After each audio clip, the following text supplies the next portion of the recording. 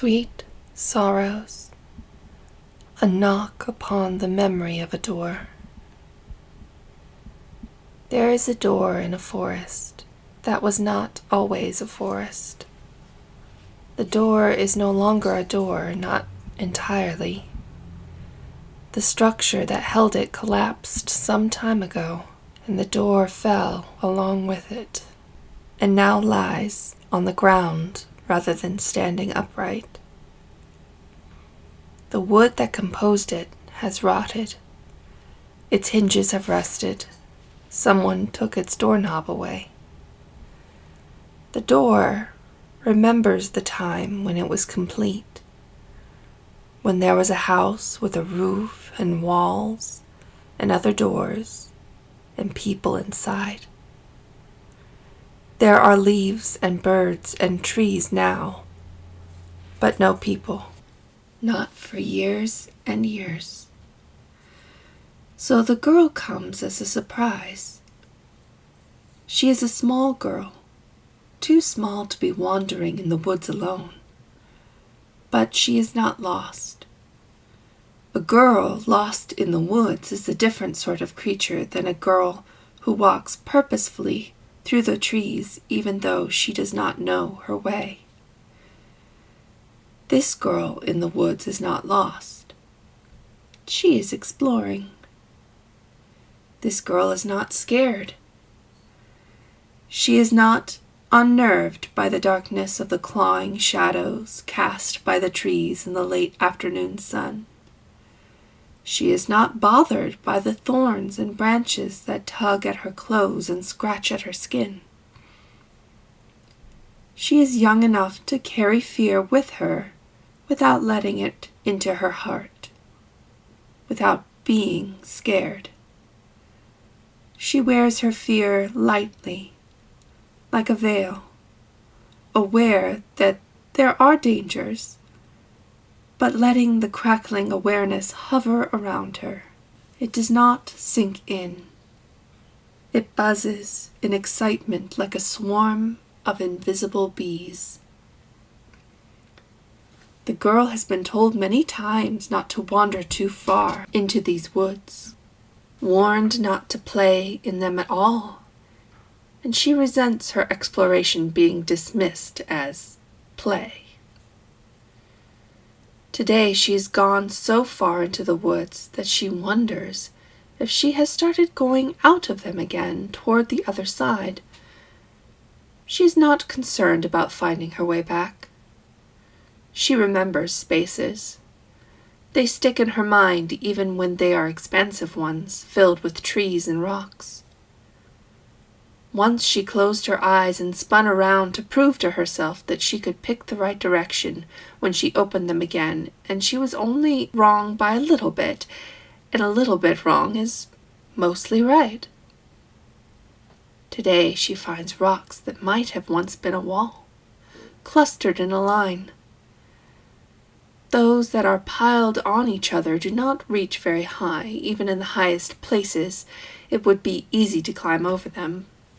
But the girl picks a medium-high spot to tackle instead.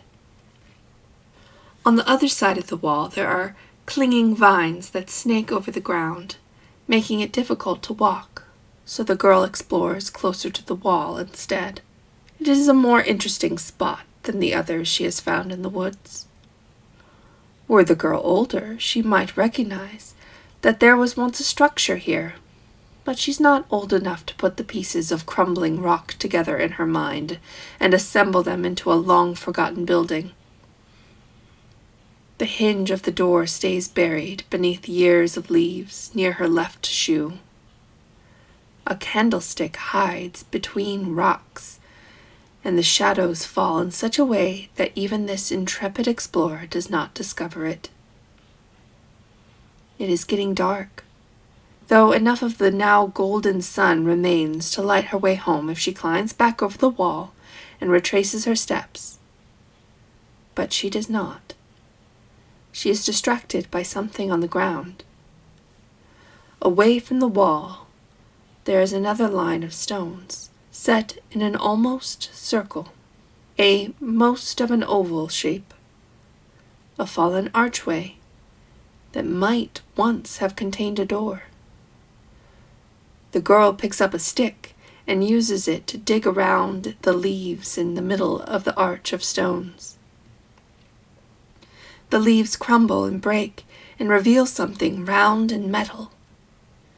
She pushes more of the leaves out of the way with the stick and uncovers a curling ring about the size of her hand, which might once have been brass but has tarnished in mossy patterns of green and brown. One side is attached to another piece of metal that remains buried. The girl has only ever seen pictures of door knockers, but she thinks this might be one, even though most of the ones she has seen have lions biting the metal rings, and this ring does not, unless the lion is hiding in the dirt.